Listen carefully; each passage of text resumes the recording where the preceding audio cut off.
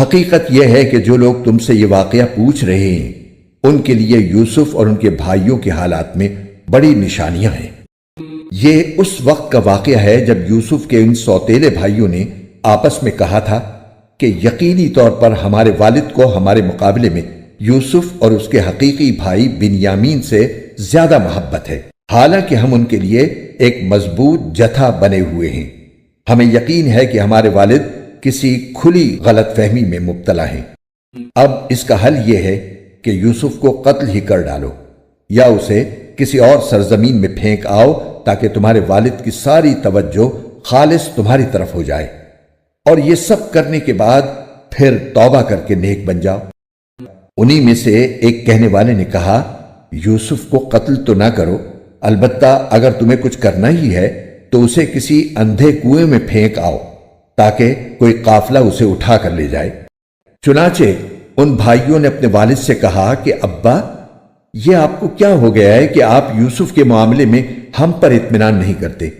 حالانکہ اس میں کوئی شک نہیں ہونا چاہیے کہ ہم اس کے پکی خیر خواہ ہیں۔ کل آپ اسے ہمارے ساتھ تفریح کے لیے بھیج دیجئے تاکہ وہ کھائے پیے اور کچھ کھیل کود لے، اور یقین رکھیے کہ ہم اس کی پوری حفاظت کریں گے۔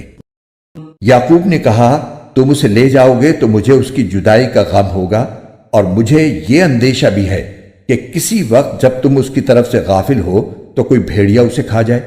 وہ بولے، ہم ایک مضبوط جتھے کی شکل میں ہیں، اگر پھر بھی بھیڑیا اسے کھا جائے تو ہم تو بالکل ہی گئے گزرے ہوئے۔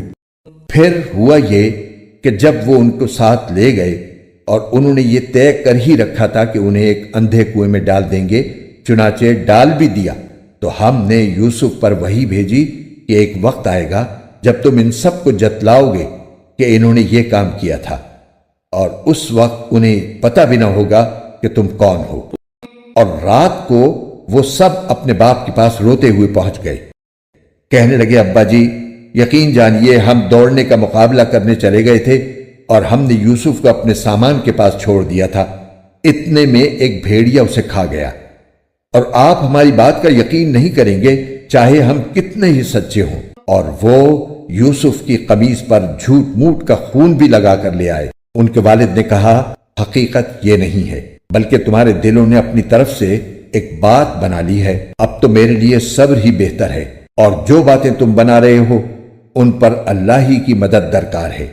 دوسری طرف جس جگہ انہوں نے یوسف کو کنویں میں ڈالا تھا وہاں ایک قافلہ آیا۔ قافلے کے لوگوں نے ایک آدمی پانی لانے کے لیے بھیجا، اور اس نے اپنا ڈول کنویں میں ڈالا تو وہاں یوسف علیہ السلام کو دیکھ کر پکار اٹھا، لو خوشخبری سنو، یہ تو ایک لڑکا ہے۔ اور قافلے والوں نے انہیں ایک تجارت کا مال سمجھ کر چھپا لیا، اور جو کچھ وہ کر رہے تھے اللہ کو اس کا پورا پورا علم تھا۔